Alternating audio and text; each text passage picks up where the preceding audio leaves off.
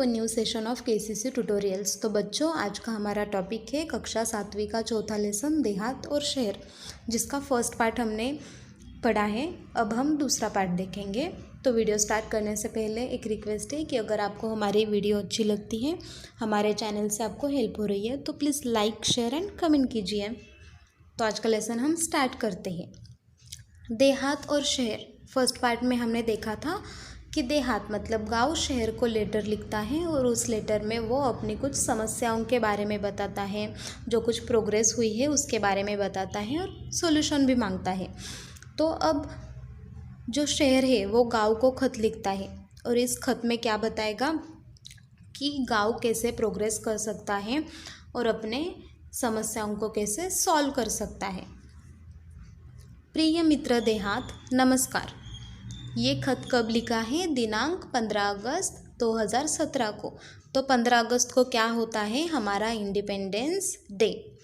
आज स्वतंत्रता दिवस है। इस उपलक्ष्य में हार्दिक बधाई।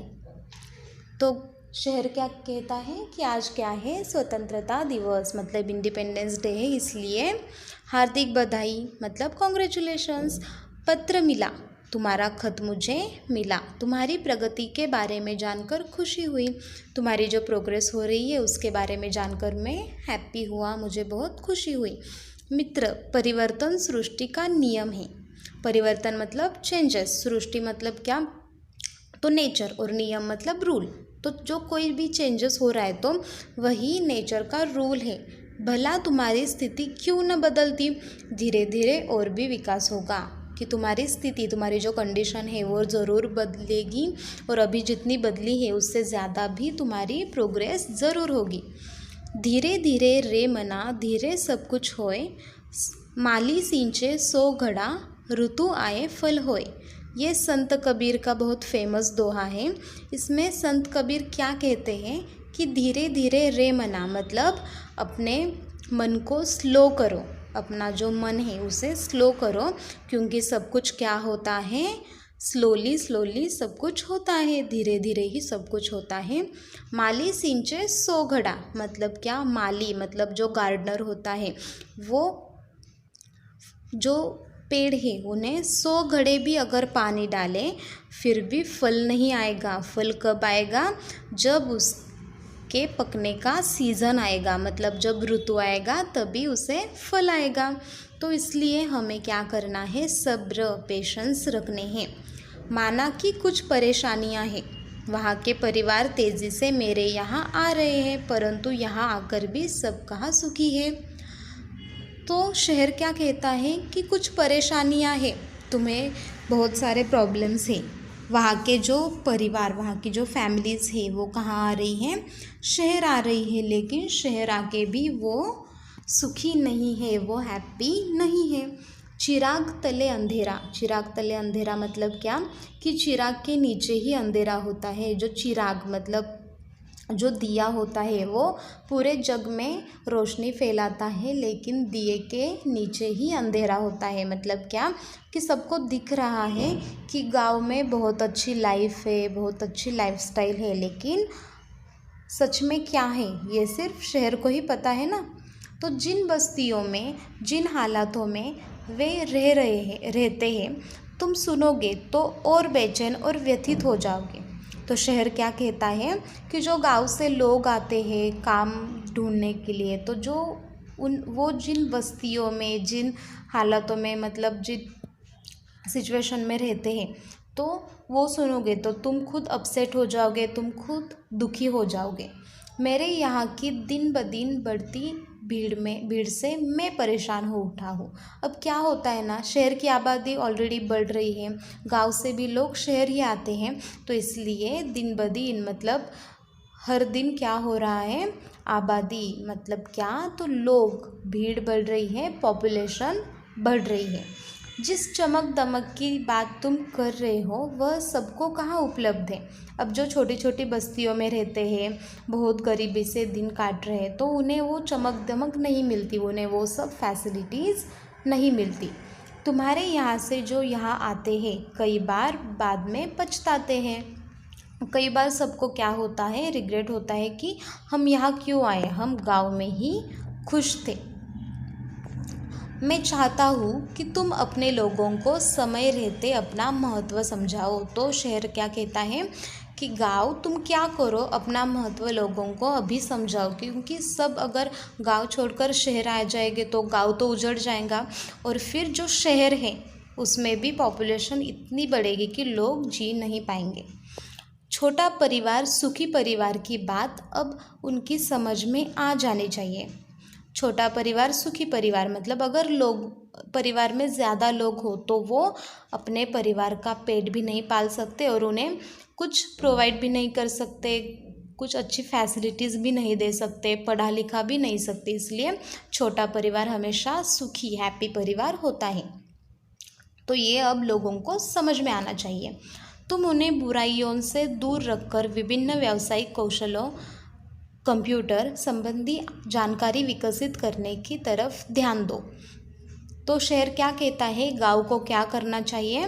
तो जो लोग बुराई की तरफ अट्रैक्ट हो रहे तो उन्हें वहाँ से दूर रखकर व्यावसायिक कौशलों मतलब क्या, तो अच्छी अच्छी बातें उन्हें सिखानी चाहिए।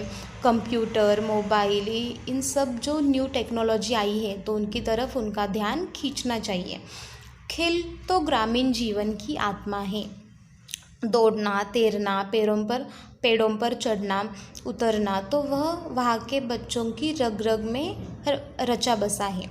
तो शहर क्या कहता है कि गांव के जो बच्चे होते हैं वो क्या करते हैं, यहाँ वहाँ दौड़ते हैं, तालाब में नदी में तैरते हैं, पेड़ों पर चढ़ते उतरते हैं। तो ये सब क्या है, ये सब गेम ही है ना, खेल ही है। तो खेल ग्रामीण जीवन मतलब जो विलेज लाइफस्टाइल है उसकी आत्मा है। आज कितने विख्यात खिलाड़ी गांव से ही आगे बढ़ रहे हैं। मतलब जो विख्यात मतलब जो फेमस जो प्लेयर्स हैं वो क्या कर रहे हैं, गांव से ही आए हैं ना। उनको प्रोत्साहित करना तुम्हारी नैतिक जिम्मेदारी है। मतलब गांव की क्या जिम्मेदारी है, उसकी क्या रिस्पॉन्सिबिलिटी है खुद की, कि वो क्या करे, जो गांव के जो बच्चे हैं उन्हें पढ़ाई लिखाई खेल कूद इसके बारे में समझाए। खेल संबंधित मार्गदर्शन देकर हमारा देश अंतर्राष्ट्रीय स्तर पर प्रगति कर सकता है। मतलब इंटरनेशनल लेवल पर जब हमारे प्लेयर्स जाएंगे तब क्या होगी, हमारी प्रोग्रेस होगी। और इसके लिए उन्हें क्या चाहिए, हमारे बच्चों को, हमारे प्लेयर्स को अच्छा सपोर्ट चाहिए। अपने गांव को एक परिवार समझकर उसे विकसित करने का प्रयत्न करना होगा। तो गांव को क्या करना होगा, सारे लोगों को अपना परिवार समझकर उसकी प्रोग्रेस करनी होगी। तुम्हारी और मेरी समस्या का मूल कारण दिनों दिन बढ़ती आबादी, अशिक्षा और गरीबी है। तो जो गांव और शहर यहाँ पे जो प्रॉब्लम्स हो रही है अभी वो किस कारण है, तो बढ़ती आबादी मतलब बढ़ती पॉपुलेशन, अशिक्षा मतलब अनएजुकेशन मतलब कोई भी अगर पढ़ाई लिखाई नहीं कर रहा हो तो उसे काम नहीं मिलता, गरीबी मतलब पुअरनेस। तो इस सब की वजह से क्या हो रहा है, प्रॉब्लम्स बढ़ती जा रही है। मेरे यहाँ लोग रोज़गार की तलाश में आना कम कर दें।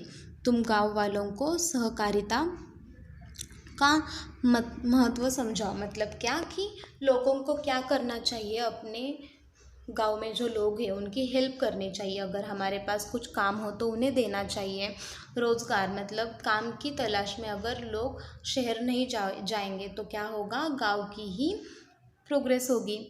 सहकारिता पर आधारित छोटे छोटे व्यवसाय तुम अपने यहाँ शुरू करवाओ, ताकि कृषि आधारित अनेक लघु उद्योग, फलोत्पादन, औषधीय वनस्पतियों की खेती, पशुपालन जैसे अनेक व्यवसाय शुरू किए जा सकते हैं।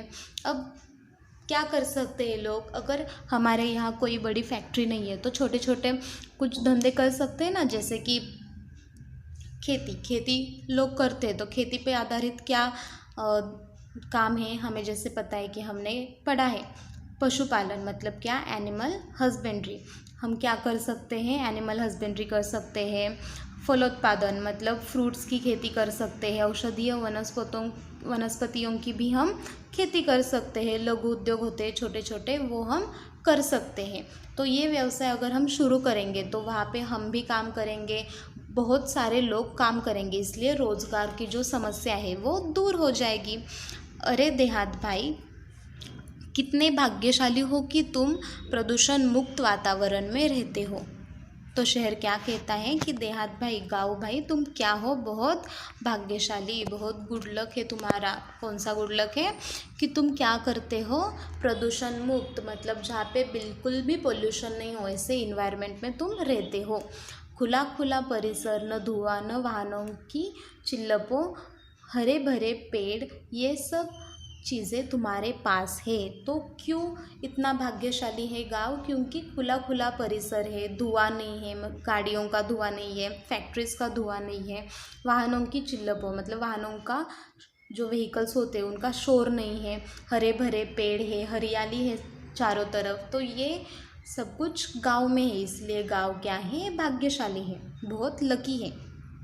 रात में तारों भरा आसमान तो सवेरे उगते सूरज के दर्शन कितनी सहजता सरलता से हो जाते हैं। तो शहर क्या कहता है, रात को तुम्हें तारों का भी दर्शन होता है, आसमान में तुम तारे देख सकते हो, सुबह तुम उगते सूरज का दर्शन ले सकते हो। ये सब तुम्हें कितनी आसानी से, कितनी इजीली मिल जाता है। लेकिन शहर में ऐसा होता है क्या? नहीं, शहर में इतनी बड़ी बड़ी बिल्डिंग्स होती है कि हमें सूरज किस डायरेक्शन से सनसेट हो रहा है, किस डायरेक्शन से सनराइज़ हो रहा है, वो भी पता नहीं चलता, एक भी स्टार हमें दिखता नहीं है।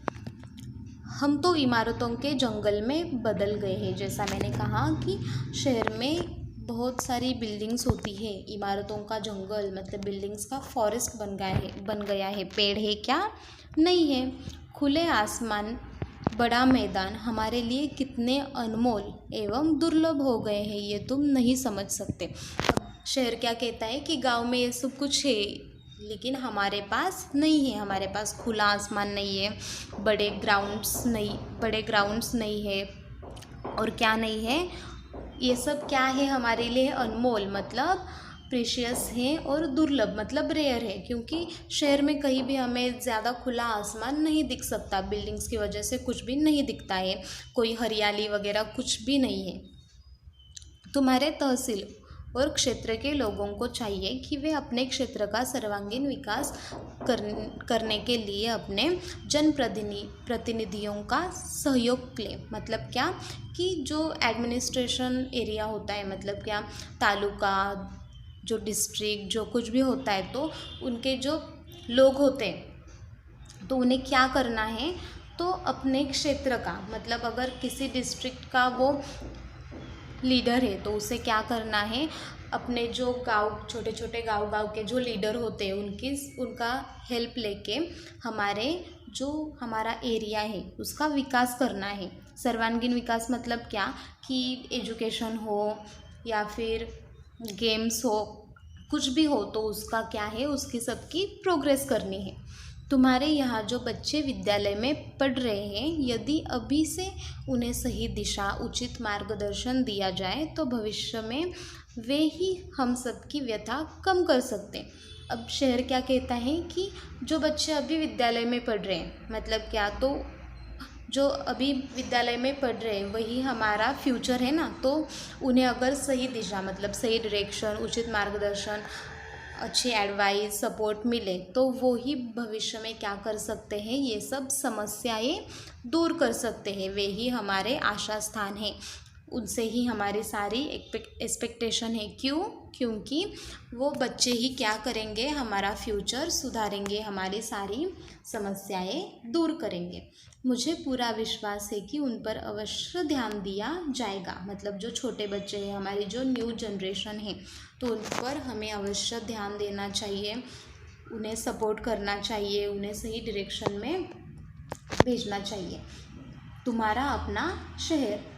तो इस लेसन से हमें क्या सीख मिलती है कि हमें क्या करना है। तो अगर हम गांव में हैं तो गांव की प्रोग्रेस करनी है, गांव से शहर नहीं जाना चाहिए, और हमें पॉपुलेशन ज़्यादा नहीं बढ़ानी है, पोल्यूशन कम करनी है, पढ़ाई में हमें खेलकूद इसमें हमें प्रोग्रेस करनी है। तो इसी से क्या होगा, हमारे गांव और शहर दोनों की प्रोग्रेस होगी। तो अगर आपको हमारी ये वीडियो अच्छी लगी होगी तो please like, share and comment कीजिए। अगर आपने अब तक हमारे चैनल को सब्सक्राइब नहीं किया हो तो प्लीज़ सब्सक्राइब कीजिए। KCC ऑनलाइन ट्यूशन अगर आपको ज्वाइन करनी हो तो डिस्प्ले में दिए हुए नंबर पर कॉल करके आप अधिक जानकारी ले सकते हैं। Thank you for watching this video. Good bye.